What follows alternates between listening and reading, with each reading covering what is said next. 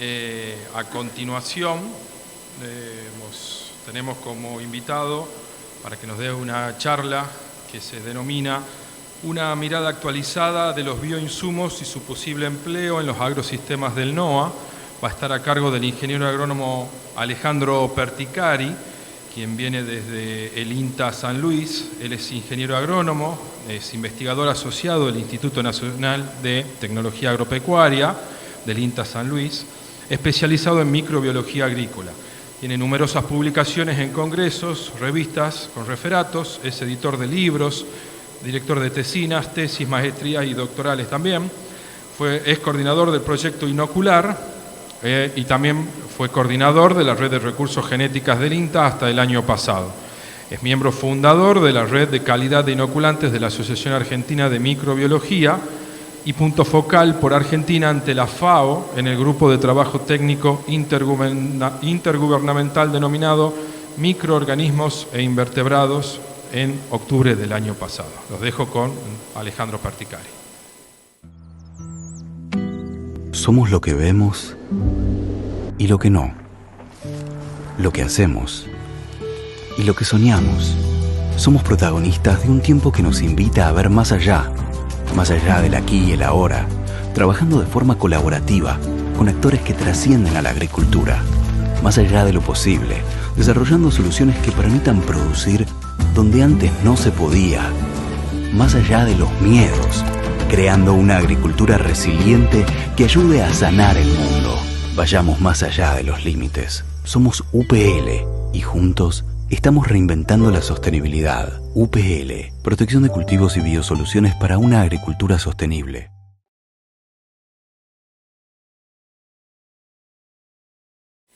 Bueno, voy a tratar de dar una mirada de lo que se está viendo ahora en bioinsumos. Yo estoy jubilado ahora de INTA, 35 años trabajando en fijación biológica.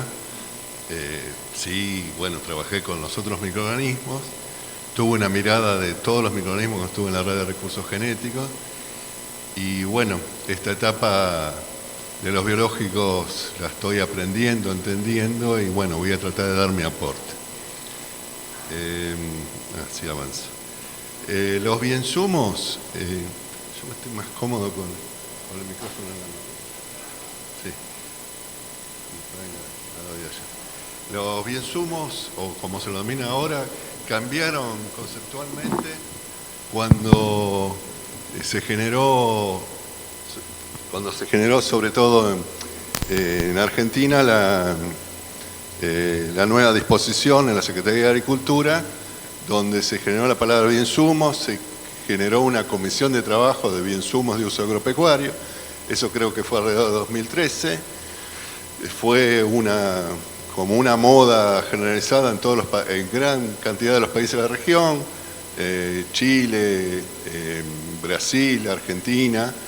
Y bueno, bioinsumos es una palabra que engloba principalmente a productos de origen biológico, de uso agropecuario e inclusive ambiental. Y bueno, los bioinsumos, como se ve claramente ahí, los podemos clasificar según su aporte, sean biofertilizantes, bioestimulantes o biocontroladores. Yo voy a hablar específicamente de los microbianos.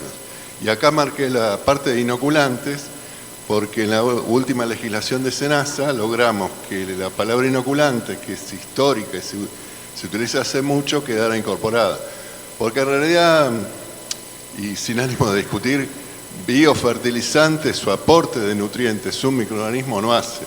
Todo microorganismo lo que hace es el trabajo de transformación. Y por eso se lo denomina fácilmente de uso de jerga como un biofertilizante, pero en realidad realizan procesos, solubilizan, fijan nitrógeno, etc. Y la intervención para que ese microorganismo actúe no hay que descartar sus relaciones con la planta, con el suelo y con el ambiente. Entre las cosas de estos bioinsumos, yo voy a hablar claramente solo de las partes microbianas, pero hay algunas cosas que a mi entender son interesantes, como el aporte que podría haber de de extractos o jugos completos de algas marinas, que tienen un cóctel interesante de sustancias muy similares a la que aportan los microorganismos y podrían colaborar con los microorganismos. Como también, algo que seguramente van a contar después, de usar un microorganismo para activar la inmunidad innata de las plantas, o están apareciendo cosas, lo vi últimamente, usar lisado de amebas para tratamientos muy complicados de hongos en vitivinicultura. Y bueno, hablando de microorganismos, los microorganismos los podemos dividir en la parte agrícola en dos grandes grupos: los que protegen a las plantas, que serían los biocontroladores, o los que estimulan o favorecen el crecimiento de las plantas. Y esos microorganismos, que después voy a tratar de describir los grandes grupos, generalmente en la agricultura se usan tratando las semillas. A veces se da la oportunidad al microorganismo aplicarlo en la línea de siembra, y últimamente están apareciendo el uso de microorganismos de aplicación foliar. ¿Qué harían los que estimulan el crecimiento de las plantas?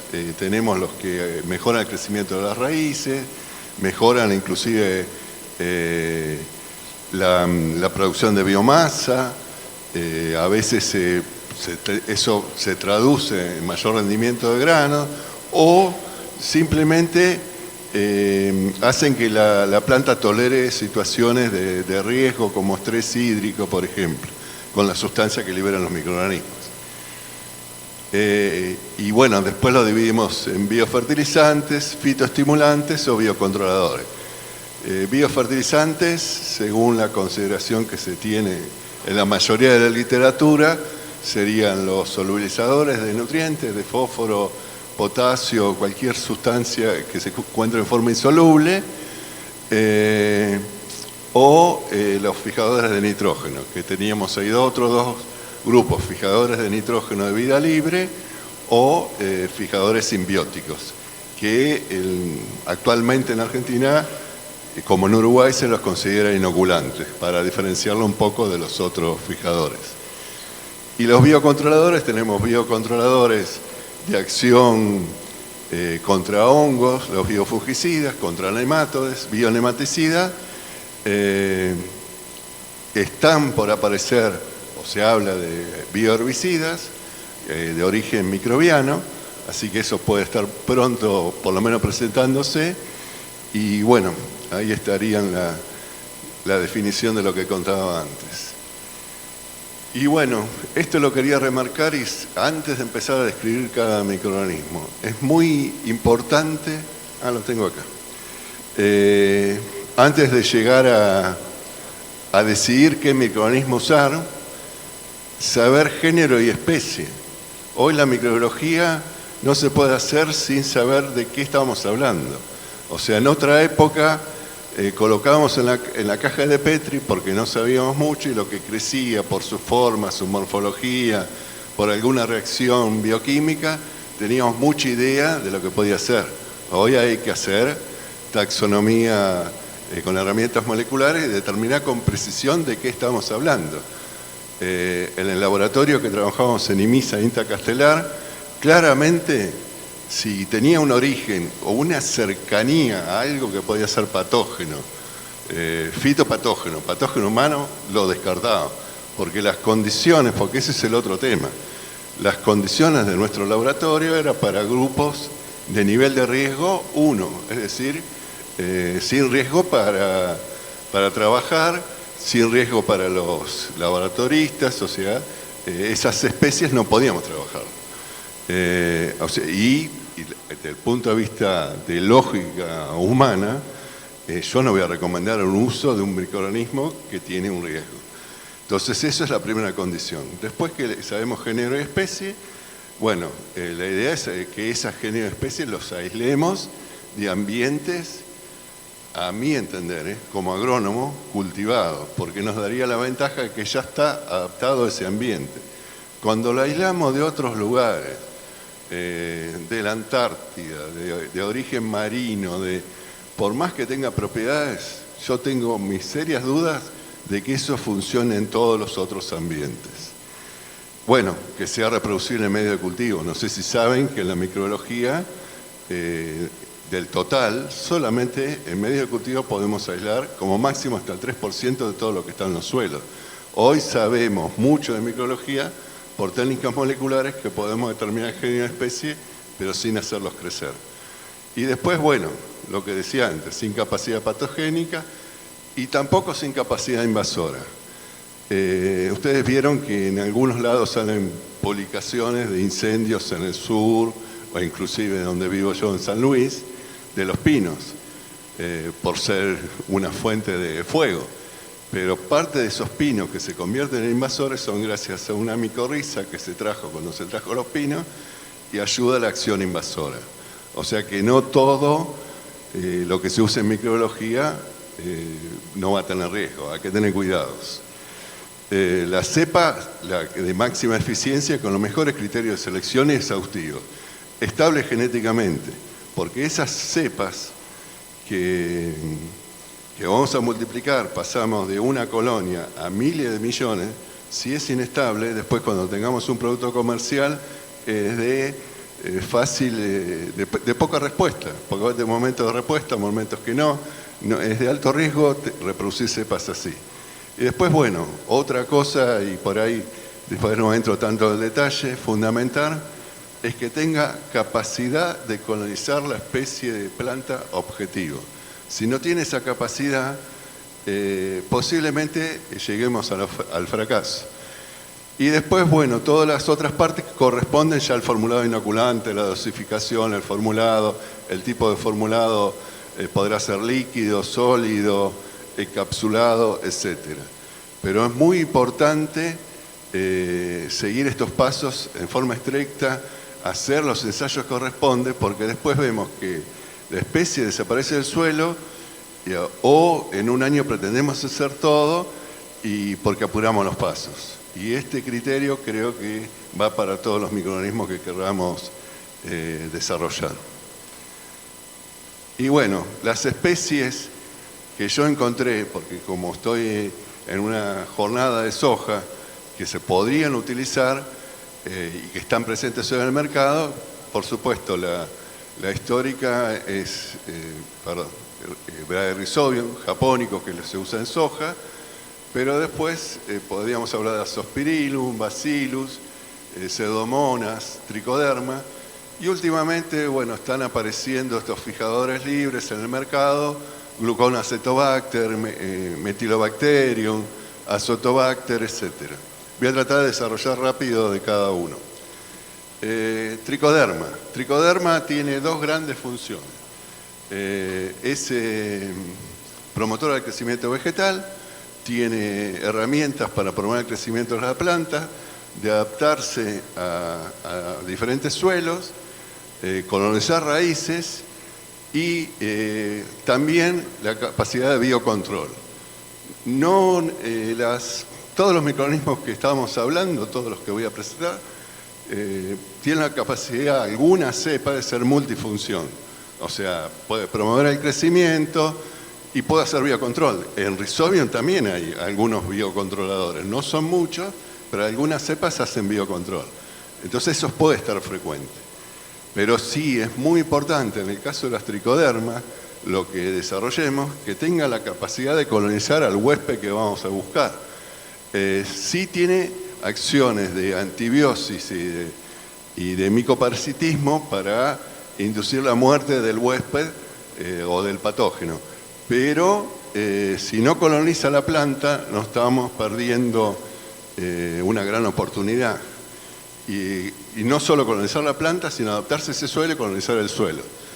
Y bueno, yo tengo de 30 años de haber andado tanto, a veces conozco historias, voy a tratar de hacerlo lo más rápido posible. Un gran investigador de INTA Balcarce, que estaba buscando una tricoderma para girasol, hizo su doctorado en Estados Unidos, desarrolló el doctorado, hizo los experimentos y volvió a visitar al productor donde hacía los ensayos, que tenía respuestas a veces sí, a veces no, y el productor le dice: después que vos te fuiste, en ese lugar que hacía los ensayos, nunca más tuve problemas de enfermedades. Es decir, la tricoderma se adaptó a ese suelo, y entonces encontró el nicho. Entonces eso es muy importante cuando hablamos de un microorganismo. Y en tricoderma, por supuesto, para desarrollar el formulado hay que tener la idea de cómo va a usar en el mercado y que tenga una vida útil lo más prolongada posible.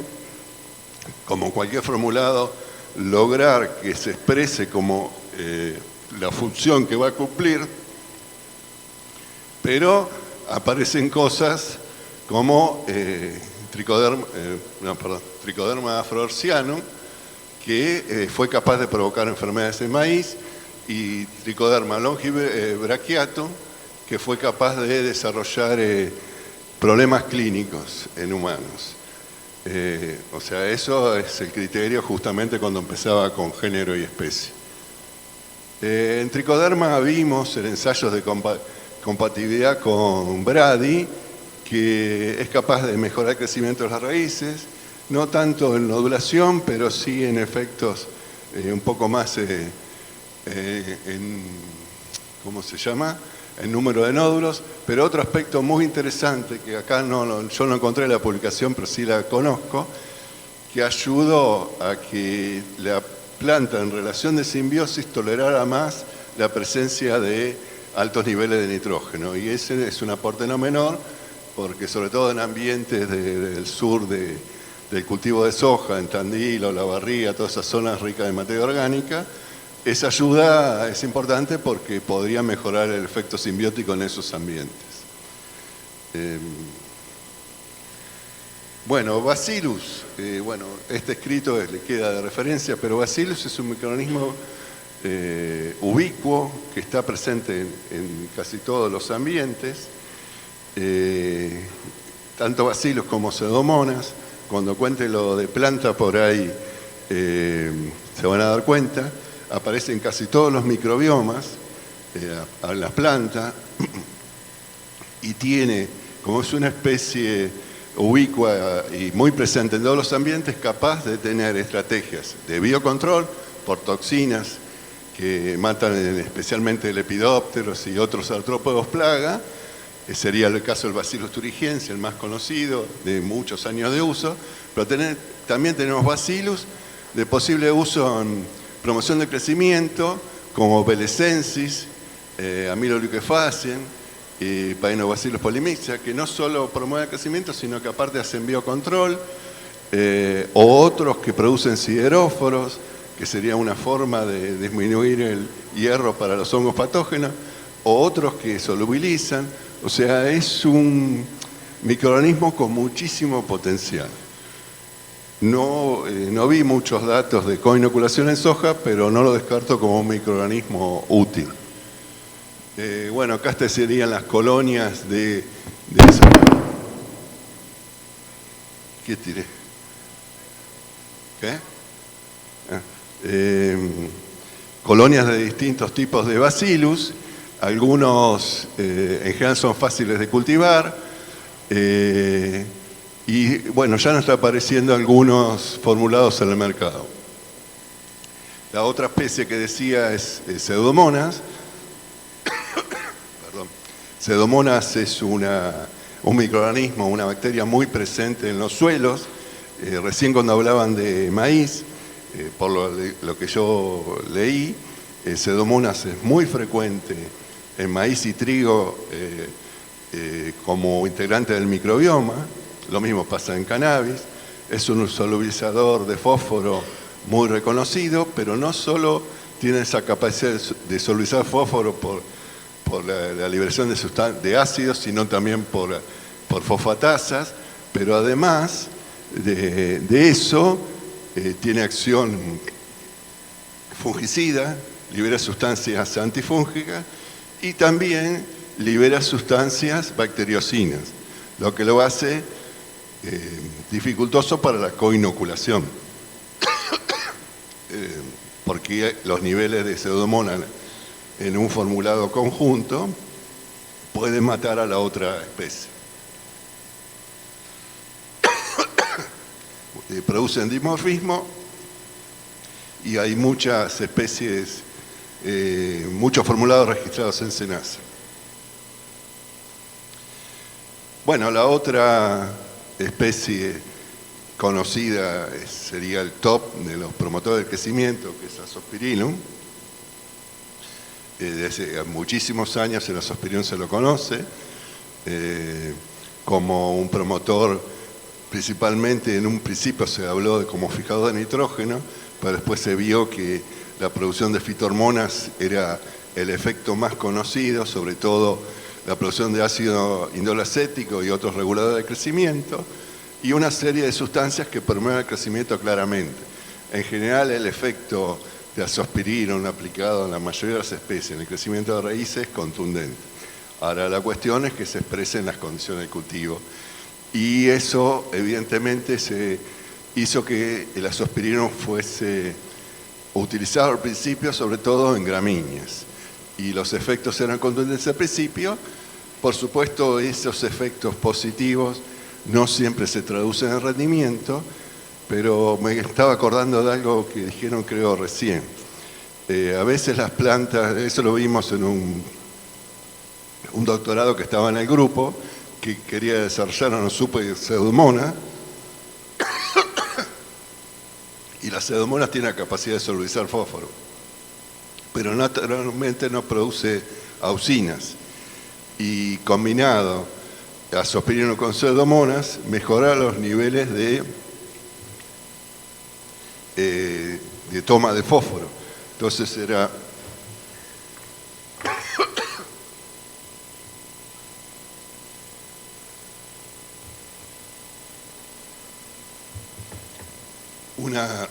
una linda combinación. En el mercado hubo productos de eso. Lo que pasa es que no son fáciles de desarrollar porque, como dije antes, las pseudomonas a veces se le va la mano con las bacteriocinas y termina matando al otro coinoculante. Pero no deja de ser esa combinación interesante, y el Azospirillum, en este caso, como coinoculante, podría aportar a la absorción de fósforo. Me imagino yo, habría que evaluarlo. Lo que vimos en Azospirillum, donde sí hay datos de coinoculación, en general hay respuestas en el número de nódulos, no tanto en el peso, pero sí en el número, y en rendimiento se ven ciertos efectos. Y ahora se está proporcionando su uso foliar.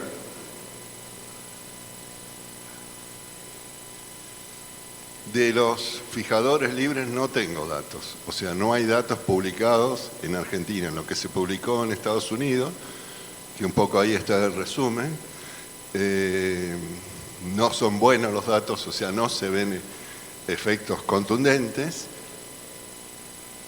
Se habla de un aporte hasta de 30 kilos de nitrógeno, pero tampoco vi mediciones de ese efecto. Puede ser interesante, lo desconozco. Estamos hablando del conjunto. Posiblemente cuando se trabaje con cepas específicas nativas, mejoren estos datos. Bueno, y ahora es Bradyrhizobium. Bradyrhizobium es el fijador de nitrógeno más utilizado para soja, Bradyrhizobium japonicum, en las condiciones argentinas.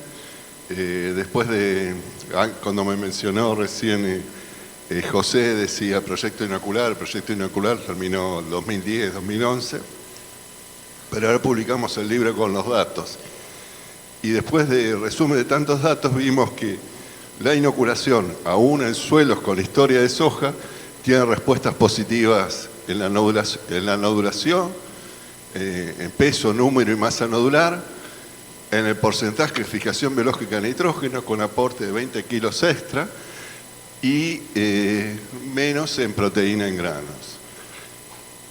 Y cuando vamos a rendimiento, después de juntar la recolección de 1.121 ensayos, estamos hablando de un promedio de 7,5% en el rinde.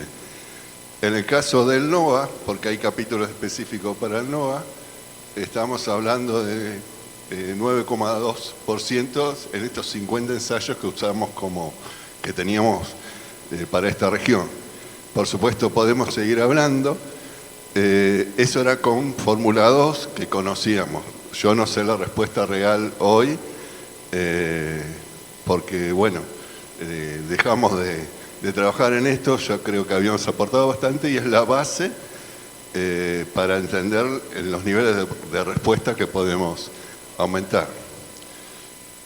Lo que sí, claramente, estos coinoculantes que vengan acompañando al Brady deberían estar muy bien seleccionados. No es elegir el mejor de cada uno y combinarlo con el Brady. Ya aparecen publicaciones de que algunos de estos microorganismos podrían inhibir el rol del rizobio. Entonces hay que tener cuidado en la selección de estos pares. No cualquiera se puede combinar. Inclusive, si por ejemplo elegimos pseudomonas, bueno, la concentración de pseudomonas no debería matar a los rizobios. El azospirillum también le podría ganar en forma poblacional. O sea, esos coinoculantes o se aplican por separado o se seleccionan bien los formulados para no afectar al que tiene que estar y siempre estar aportando. Y otro tema de bradyrhizobio y fósforo. Están apareciendo publicaciones donde justamente el fósforo es fundamental para la fijación de nitrógeno. O sea, cuando lleguemos a nivel de fósforo adecuado, posiblemente observemos mejoras en la nodulación. Y no sé los tiempos para ir un poco más rápido, cada planta, cada macroorganismo en realidad está relacionado con otros microorganismos y el conjunto de genes que aportan los microorganismos en ese macro, por ejemplo en este caso las plantas, se denomina microbioma. Y el microbioma de las plantas va desde inclusive rizosfera, el microbioma endofítico, endorrizosfera, filosfera, inclusive el microbioma de las flores.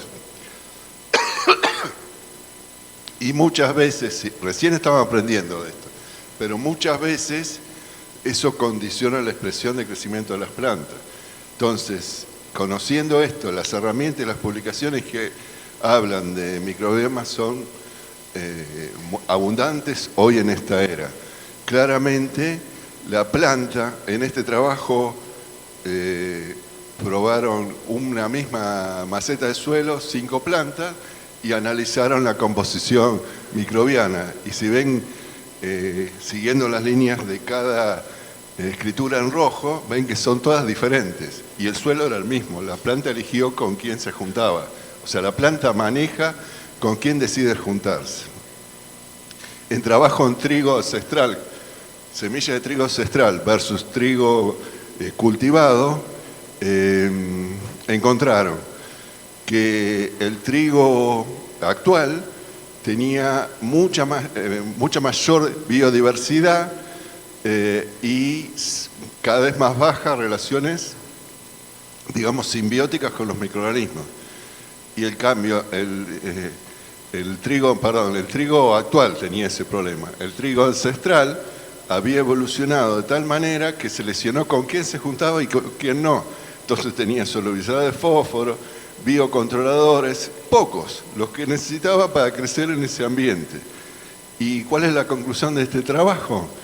Es que justamente en la domesticación, y creo que pasó en la mayoría de las especies, no se tuvo en cuenta las raíces, ni la interacción microbiana.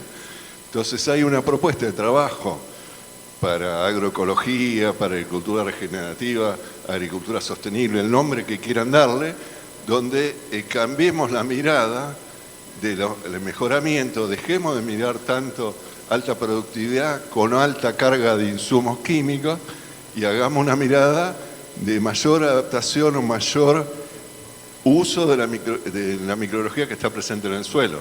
Imagínense en el caso de soja, si desarrollaran cultivares de soja, los fabricantes de inoculantes me van a matar con esta idea, pero imagínense que el cultivar de soja haga que las poblaciones que están en el suelo les sean eficientes. Bueno, no se va a inocular más y lo estamos aprovechando, pero eso está de mano de la planta. La planta de soja recibe las dos cosas, o sea, la cepa que tiene la capacidad de nodular, pero no mira si fija nitrógeno o no. Entonces el nódulo que se formó puede ser mediocre fijando y la planta lo aceptó. En cambio, si gasta solo energía en aceptar los que fijan nitrógeno, la historia cambiaría. Sería mucho mejor para nosotros. Y la cosa curiosa es que esta gente, cuando miró las especies que dominaban, Pseudomonas aparece mucho en los cultivos ancestrales, y la que aparece en los cultivares modernos es Cutibacterium, que es una bacteria presente en las manos de los seres humanos, o sea, la transmitió al ser humano. Bueno, eso era desde la planta. Desde el suelo, claramente contaron hoy y esto es una publicación ahora que apareció de Grassini 2025, viendo las distintas deficiencias en todos los ambientes de Argentina y cuál es el rendimiento potencial que podría aumentarse si se mejoraran los niveles de fertilización. Y bueno, yo creo que ya los pusieron con el fósforo, ellos hacen cálculos generales y en el NOA aparece lo mismo que en otras regiones, la deficiencia de fósforo. Y ellos acá aclaran de que en NOA y NEA la falta de nutrientes explica hasta un 50% de las brechas de rendimiento. Esto está en Fertilizar, esto está disponible por internet, se lo quieren buscar y analizarlo mejor. Y en el suelo, cuando se agrega fertilizantes, esa era la parte positiva. Del lado negativo, por ahí, algunos tipos de fertilizantes afectan la diversidad microbiana presente y hacen que los microorganismos, su metabolismo se altere. Entonces hay que tener en cuenta esa parte de fertilización. Los niveles de materia orgánica afectan la calidad de la microbiota. Cuando es rico en materia orgánica, la comunidad es mucho más abundante y diversa. Y bueno, todos estos factores alteran la composición de la comunidad. Entonces es muy importante tener en cuenta para el desarrollo de bioinsumo la capacidad de colonización, la adaptación, la competencia y la persistencia en esos ambientes. Un microorganismo que dura poco tiempo no nos va a ser útil en el tiempo, y a veces nos pasó, yo aprendí más en Rhizobium.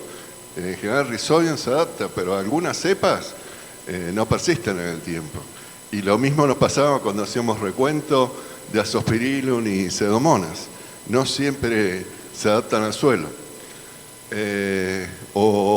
Y en la parte de ambiente, claramente los desmontes, el uso de ambientes marginales, estrés hídrico, lluvias intensas, inundaciones, afectan la composición de esas comunidades microbianas. La biomasa y los perfiles enzimáticos, como decía recién, se alteran también según el ambiente.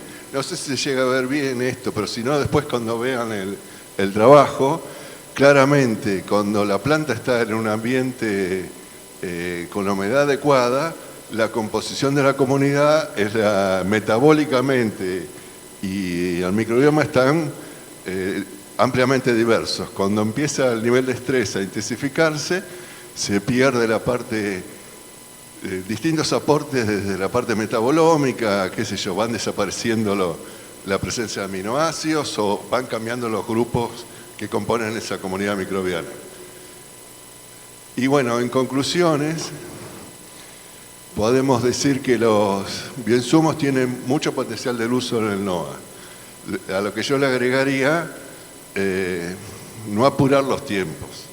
Las oportunidades están, pero no apurar los tiempos o procesos, porque yo entiendo la intensidad y las ganas desde el punto de vista de las empresas. Pero hay que hacer las evaluaciones acordes porque son ambientes, y tampoco pretender que un microorganismo me funcione desde Brasil hasta Bariloche o lo traen de Europa a Argentina. Eso para mí no es así. Hay que probarlo y hacer muchos ensayos. Lo que yo digo en mi frase que me tomaron como muletilla, hay que hacer agronomía. Y en bioinsumos también. O sea, todo el tiempo, al principio cuando entraron todas las formas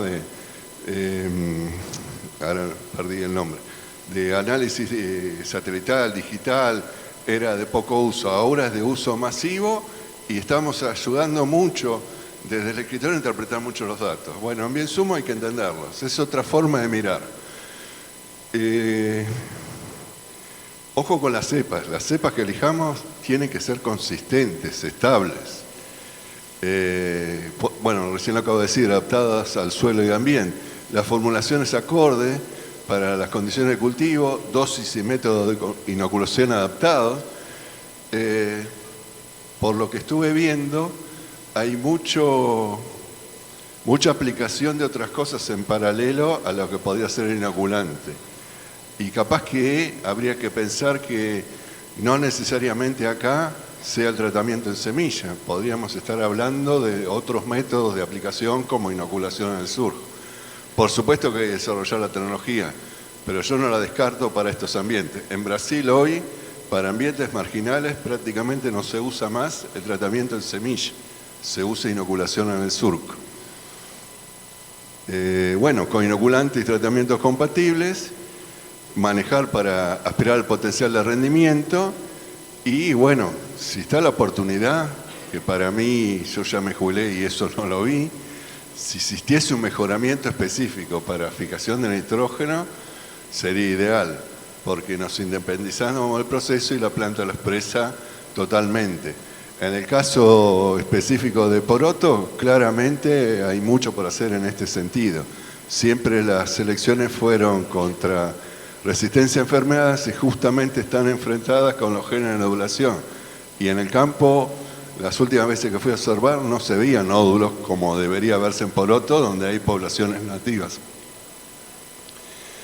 Lo mismo podía pasar en maíz. Y finalmente,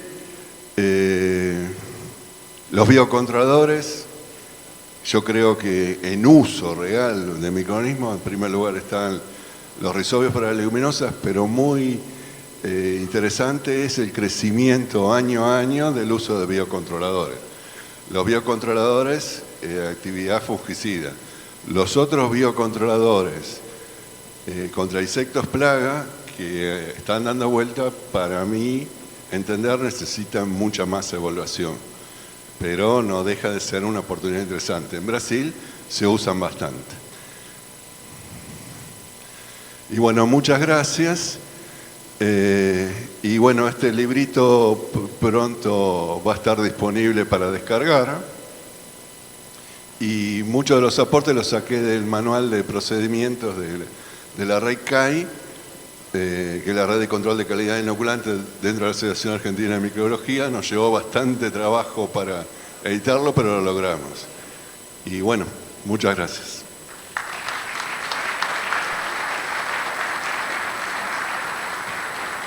Bueno, muchas gracias Alejandro, y también de parte de la Estación Experimental tenemos un presente y también te vamos a pedir que te quede ahora en la mesa panel